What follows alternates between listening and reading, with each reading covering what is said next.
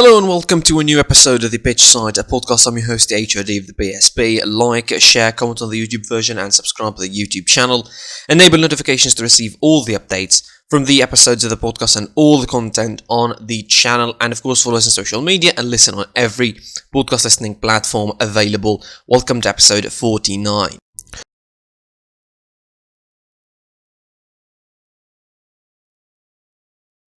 As per usual in these cases, we start with the Premier League, obviously, and we will sort of divide the Premier League into categories now. We will talk about the top title race between City and Liverpool, the top four in one big batch, and of course the relegation battle as well in one batch. Let's talk about the results pretty quickly. Then we're going to be talking about the games in batches as we mentioned. Brentford beat Southampton on Saturday afternoon 3-0. Christian Eriksen continuing to be really good for Brentford this season, having an assist on the day. 3-0, a great victory for them against Southampton. A game where both sides, again, one of those games where they don't need the points anyway.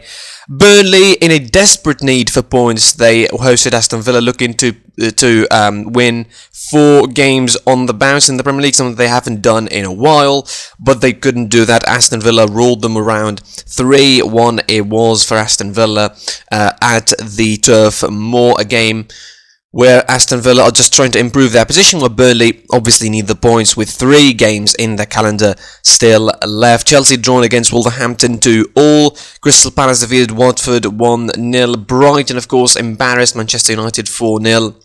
Which I guess is going to be the biggest talking point out of the 3 categories that I did aside from them, that means. Liverpool, of course, drawn against Spurs 1-0 on Sunday. It was Arsenal beating Leeds 2-1. Leicester City losing to Everton 2-1 at home. Big victory for the Toffees. West Ham United managing to smother Norwich City 4-0. And then, of course, Manchester City defeated Newcastle 5-0. So let's start talking about the categories we mentioned, and starting, of course, from the title race, Man City and Liverpool.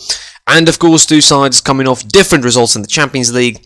City, let's start with them, of course. They are the eliminated ones from the Champions League. They had to respond in a big way against Newcastle, and they did, of course. 5-0, pretty convincing result, obviously, leaving no way to doubt that the side is going to be, going heavy to try and secure the Premier League title. They will not surrender that title easily, because when they still in the Champions League, people still say, you know what, maybe they will not play all their cards in the Premier League. But now, after the elimination from Real Madrid, and certainly after the way they were eliminated mostly from the Champions League against Real Madrid, they're going to be putting all the eggs in the basket of the Premier League. That is clear-cut, idea for Guardiola. You see from his celebration, I think yesterday, Guardiola, that he's clearly wanting to clutch to that Premier League title. It was probably Shaq Grealish's best game to date, which is saying something, considering that he's 100 million, £100 million signing for Manchester City.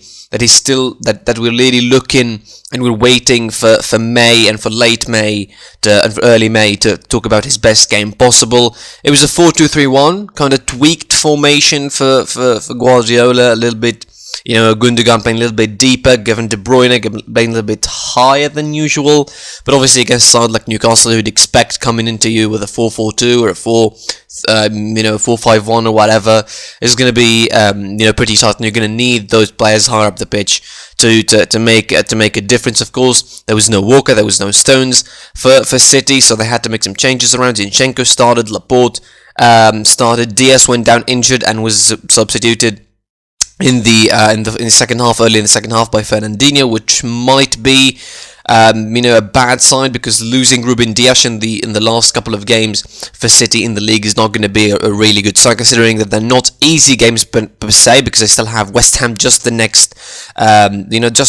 round, of course, because they travel to West Ham, and then of course they finish the season by facing Aston Villa, which are not easy games per se. So probably you will need someone like Ruben Dias in those 2 games anyway. But again, 5-0 for City. An emphatic win nonetheless. Liverpool, on the other hand, they drawn against Tottenham Hotspur 1-1, a game where, Spurs enter with a great record, Liverpool with momentum on their side after qualifying to the Champions League final. They're preparing themselves to that competition. They're still pretty much with the quadruple on. But clearly now, this result is really going to put a spanner in the works for Liverpool.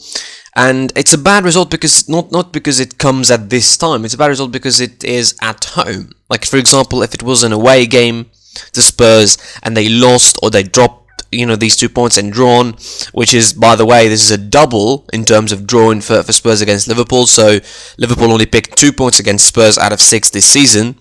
Same thing with City. They're the only two sides where, Liverpool couldn't win this season, both home and away. And, of course, these things accumulate for Liverpool. These things total up, these things add up, and Liverpool, if you look at their record, they have only 2 losses compared to City's 3.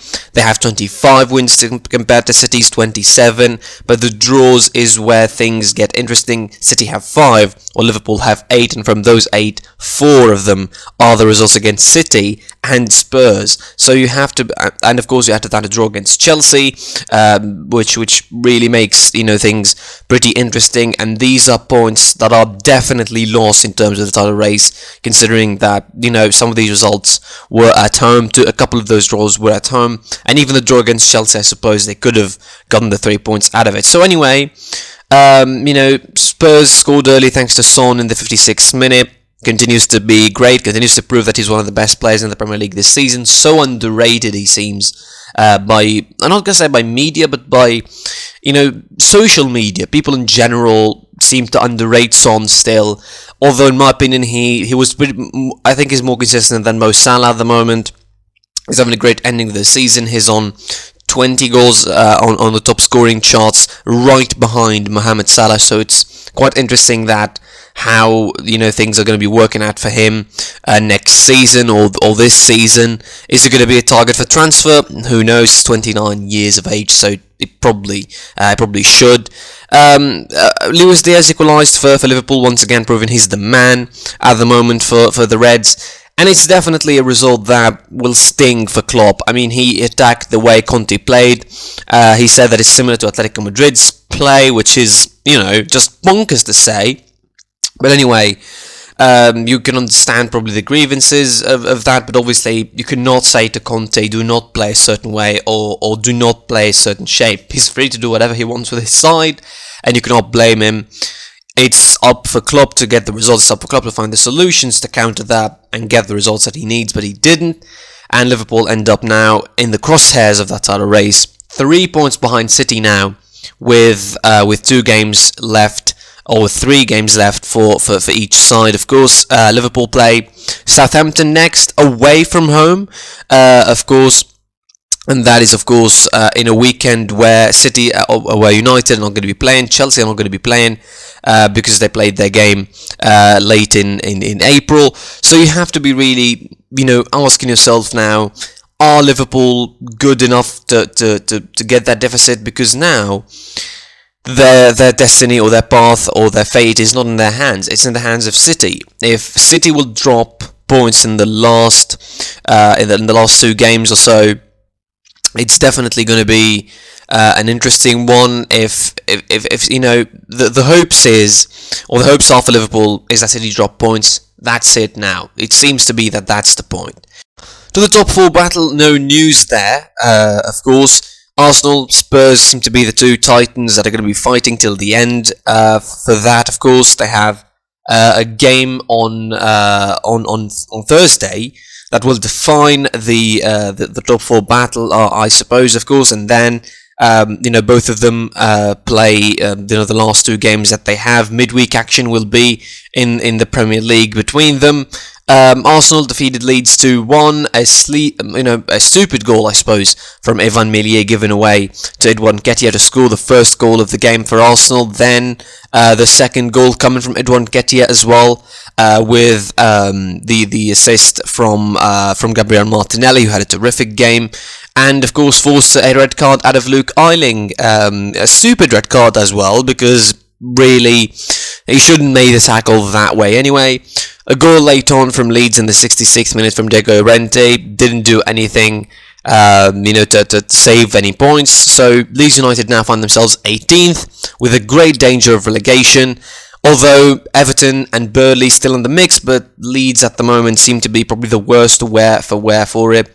The second worst defence in the Premier League. They have to thank God that there's Norwich, because being the worst they're generally a good side, but somehow they always manage to be performing bad defensively. Didn't change a lot under Jesse March from the Bielsa days.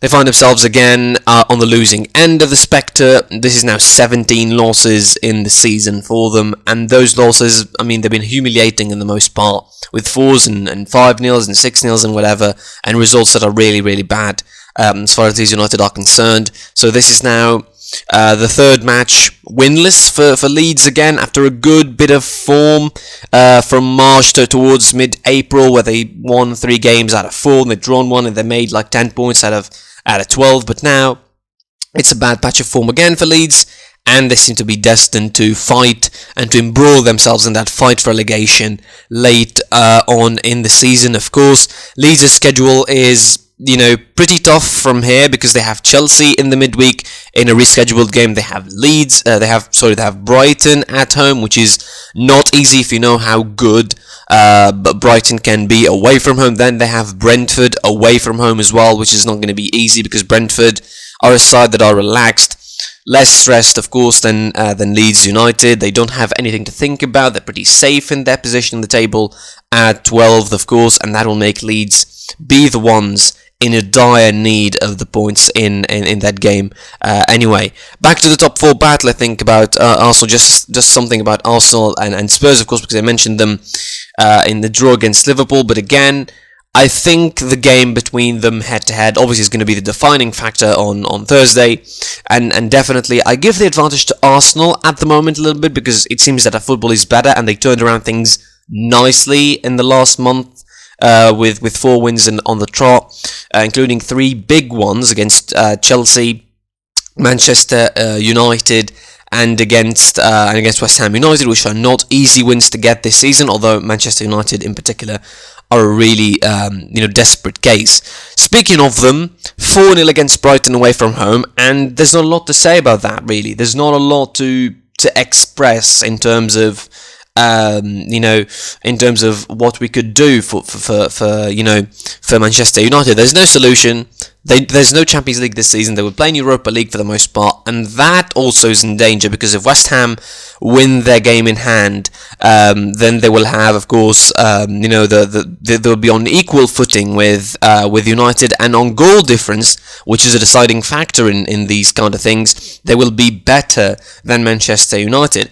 And West Ham's game in hand, if we look at the schedule, West Ham's game in hand, or they don't have a game in hand. They have 2 games. They have, they play City, they play Manchester City, they play Brighton, and Hove Albion, their last 2 games of the season. They're not easy games, but if they win one of them, they're going to have advantage over Manchester United in that top 4 race, in that European spot race, and they go to the Europa League spot, and they drop United to that Conference League spot, which is going to be a complete disaster. Again, about the game itself, nothing really can be said. Brighton played well. They absolutely dominated them. They destroyed United, on the pitch. They could have scored a couple more as well. And, the picture of Ronaldo laughing after the 4th goal just completely encapsulates what that game was about, what United was about, what the season was about. De Gea was still the man of the match, even with 4-0, because he saved a couple of goals that could have made the result even more historic. And considering that Brighton only scored 12 goals in their home the whole season, to score 4. The quarter of their total goals at home this season against Manchester United is a pretty big deal, and it's a side with Graham Potter that I'm really having a big future ahead, and really have some serious hopes for next season. And finally, of course, the relegation battle. As you mentioned, Leeds earlier, they seem in a pretty tough position. Everton at least saved themselves against Leicester City with a big win 2-1, and for Norwich City, of course, 4-0 loss against West Ham, already relegated, don't have anything to play about. They're just finishing the season, basically, and that's it for formalities. For Burnley, a loss against Aston Villa that maybe will derail them, but it won't be as bad as it sounds, maybe if they manage to keep themselves with the last two games that they will have in the season against, although the games are against both Spurs and against Newcastle United, not easy games per se for Burnley. Anyway, the standings for the Premier League at the moment, it is City with 86 points, Liverpool 83, 67 for Chelsea, 66 for Arsenal, 62 for Spurs, 58 for United, 55 for West Ham, 50 for Wolverhampton, 47 for Brighton, 44 for Crystal Palace, 43 for Brentford and Aston Villa, Newcastle as well, Leicester 42, 40 for Southampton, Everton 35, 34 for Burnley at 17th, and Leeds 18, 34, Watford and Norwich already relegated 22 and 21 points.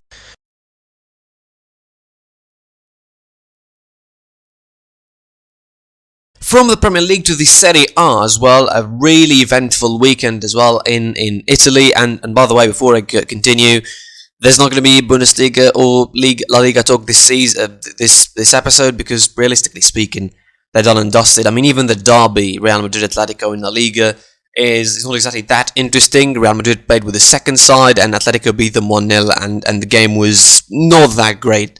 Let's be fair. So I think there's no need to talk about La Liga or the Bundesliga this week, and I'm not going to be. I'm going to be recapping them. I'm going to be recapping the season, obviously, but I'm not going to be mentioning them in this episode at the very least. So let's talk about Serie A. A pretty interesting title race is brewing there. It's absolutely tremendous.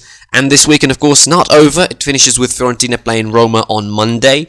A game where, Roma are still within a shout to play in the, to play in the Europa League, of course. Behind, or trying to improve their position as well, behind Atalanta and Lazio. The top four is locked and loaded: Milan, Inter Milan, Napoli and Juventus. And of course, this weekend started in a pretty dramatic fashion on both sides on Friday, as Inter Milan hosted Empoli, and a game that looked easy on paper, but it was absolutely hard in reality. Of course, 2-0 they ended up at half an hour, Inter Milan, or 2-0 down, at half an hour, thanks to Andrea Pinamonti and Christian Aslani scoring for Empoli 2 goals in the first half an hour. Then an own goal from Simone Romagnoli made it 2-1.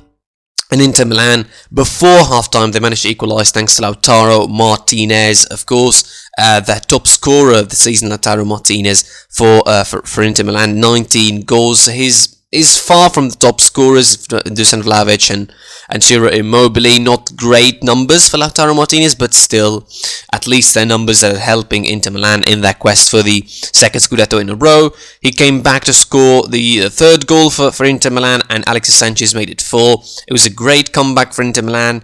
It showed a little bit of character and spirit that they need in these kind of matches. And considering that I mentioned that in the preview episode, their calendar or their schedule late is pretty easy in comparison to Milan, who are competing with them. They have Cagliari, they're going to have Cagliari on Sunday, next Sunday, and they're going to be having the Sunday after the final round. They're going to be facing Sampdoria, who are already,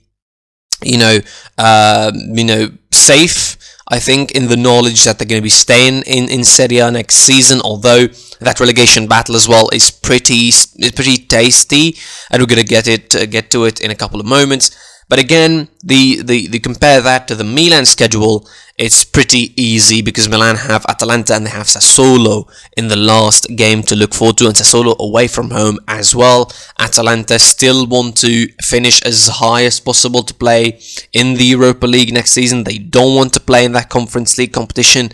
They still within a shout, with Lazio playing Hellas Verona and playing Juventus away from home in the last two rounds for them.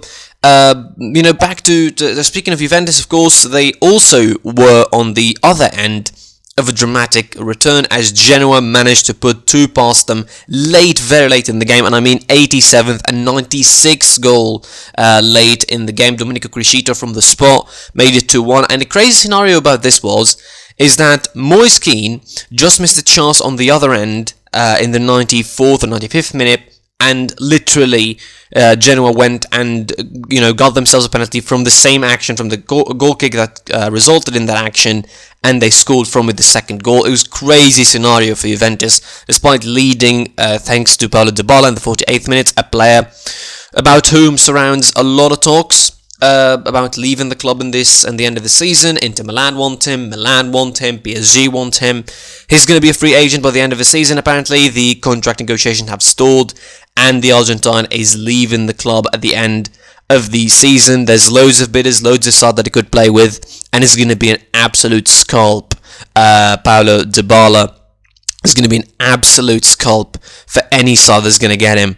Next season is going to be a real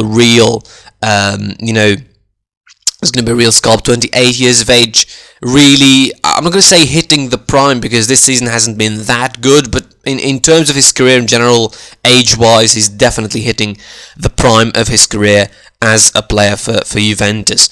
On Saturday, it was Napoli defeating Torino, and again, since they missed on the opportunity to play for the title, it should have been a triple threat, should have been a three-horse race, but the patch that they had, where they lost 2 games out of 3 against Fiorentina and Empoli, those results really affected them, and while Milan and Inter Milan were picking points, on the other hand, Napoli were losing points in the same period, so those were the killing daggers for Napoli's title race. Although in between those, of course, they had between those losses comes a 3-victory streak for Napoli, and then a 2-victory streak with this one, beating Sassuolo and now beating Torino away from home. Not an easy game to play away from home anyway in the Olympic Stadium in Turin. Sassuolo drawn against Udinese, 2 sides with nothing to play for practically as well. Lazio defeated Sampdoria 2-0 and improved their position on 5th at 62 points. Of course, big victory for Lazio. Sampdoria now at 4 points ahead of relegation zone.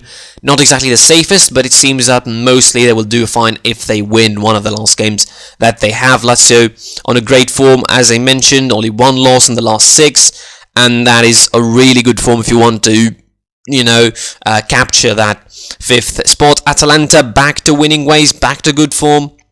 After a very rough patch as of late, only 1 out of the last 7 before this game in all competitions. Of course, a victory against Spezia, 3-1 victory was needed, I suppose, in that game. Of course, for Atalanta, they don't have any chance on top 4, of course, and now they will be trying to finish at 5th, at least to finish in Europa League spot, since the top 4 is locked and loaded, and the Europa League places seem to be for Lazio and for Roma at the moment.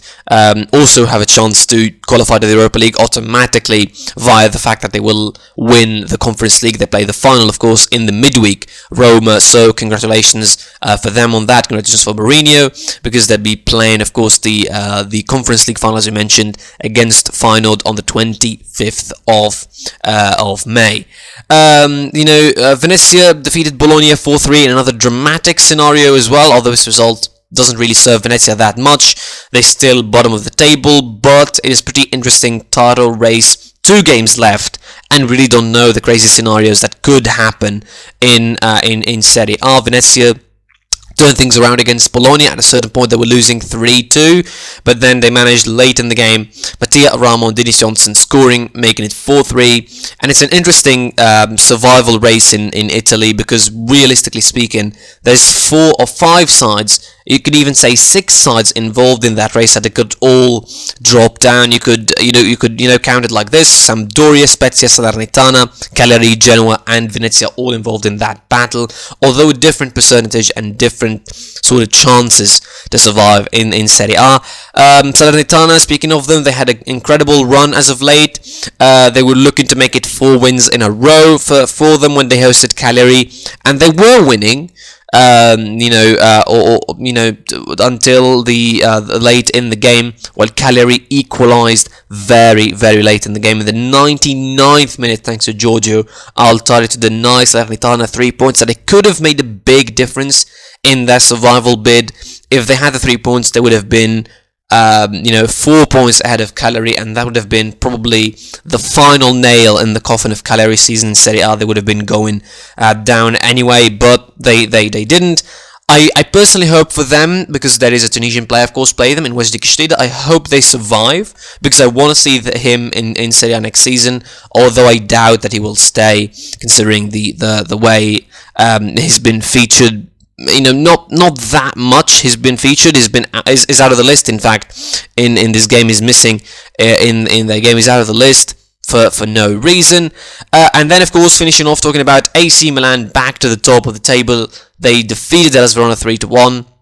Hellas Verona went in with an interesting stat here, not about the games or about the goals or anything. They denied Milan 2 times the Serie A title before, and they were looking to make it a hat-trick, and they almost did when Faraone scored from Vlasovic's cross in the 38th minute in the first half, when they make it 1-0 lead, but they couldn't even conserve the lead till the end of that half, when Sandro Tonali, man of the hour, man of the match himself, I think in my opinion, scored the equalizer, scored the second for the same combination assist from Rafael Leao again, and then you have Alessandro Florenzi in the 86th minute making it 3-1 for Milan. A very, very emphatic victory, a very big victory that will put Milan on a big pedestal, big advantage heading into the last 2 rounds with 2 points ahead of AC Milan. But obviously the deciding factor in this, and the big thing about the calendar between the two sides, is that, as I mentioned, and I will keep mentioning again, Milan's calendar is much harder in let's say in theory than Inter Milan, because they play Atalanta, they host Atalanta, and they play against Sassuolo away from home, whereas Inter Milan play against Cagliari away and play against Sampdoria at home to finish off. And again, that may be, a sentence that I would regret saying, because the Cagliari game for Inter Milan is not going to be easy, because Cagliari play for a chance at survival, so they will have this game. So they'll play this game like it is literally their penultimate or their last game in Serie A. So they will play for all against Inter Milan, and they're going to be making it as hard of a game for the reigning champions as possible. Milan playing against side in Atalanta then maybe will be much more relaxed, although they need points. They want to improve their finish. They want to finish on a high note as well, because their season has went off the rails, certainly, in terms of the numbers. I mean, their record is not that awful when you look at it in terms of losses. I mean, Juventus had 7, they had 9, Lazio above them had 10. But you look at the draws, 11 draws for Atalanta, so they might need some points to finish the season in style, so they would want to win that game against Milan away. But definitely, the support of the crowd at the San Siro is going to be tremendous, and it's going to be almost maybe celebratory scenes, because if results go their way for Inter against Cagliari and Inter drop points, that's the Serie A title wrapped up officially for AC Milan. It's going to be a terrific moment and a terrific night for AC Milan in San Siro, if they manage to do that. And then, of course, the final game is going to be against Sassuolo away from home. And maybe, who knows what would happen when we reach that point on the 22nd of May, when all of those games are played, of course, in the last round of the Serie A. The standings at the moment, as you mentioned, the fixture is still not ending, with Fiorentina playing Roma on Monday. But obviously, at the moment, 80 points for Milan on top, 78 for Inter Milan, 73 for Napoli, 69 for Juve, 62 for Lazio, 59 for Atalanta and Roma, 56 for Fiorentina, 52 for Verona, 47 for Torino, 47 for Sassuolo, 44 Udinese, 43 Bologna, 37 Empoli, 33 Sampdoria, 33 Spezia, 30 for Salernitana, 29 Cagliari, 28 for Genoa, Venezia 25 at the bottom of the table. Some interesting action in the midweek as well, just to talk about, just to give you a heads up. In the Premier League on Tuesday, it is Aston Villa versus Liverpool. On Wednesday, it will be Leeds, Chelsea, Leicester, Norwich, Everton, Watford, Wolverhampton and Manchester City. On Thursday, it is going to be Tottenham Hotspur, Arsenal in La Liga. On Tuesday, it will be Valencia, Real Betis, Granada, Athletic Club, Barcelona versus Celta Vigo from round 36, rescheduled games. Then you have on Wednesday, Deportivo Alaves, Espanyol, Osasuna, Getafe, Sevilla, Mallorca Elche play Atletico Madrid from round 36 as well. And on Thursday, it will be Real Sociedad, Rayo Vallecano, Real Sociedad Cadiz, Rayo Vallecano, Villarreal, and Real Madrid playing against Levante. Just to put into perspective, also in Italy, the Coppa Italia final is going to be between Juventus and Inter Milan on the 11th of May. That is on Wednesday on 8 p.m. That's it for this episode. Thanks for watching / listening. I was your boy, the HOD of the PSP. Like, share, comment on the video, subscribe to the YouTube channel, enable notifications. Thanks for the 1.5k subscribers at the moment. Hopefully we reach 2,000 in a pretty near point in the future. Follow us on social media, listen on every podcast listening platform available, and thanks for watching. On Thursday, of course, we're going to be recapping what's happening in the midweek, of course, across Europe. And on Saturday, I hope I will make the special episode about Bayern I was trying to make for a while. So until then, take care and goodbye.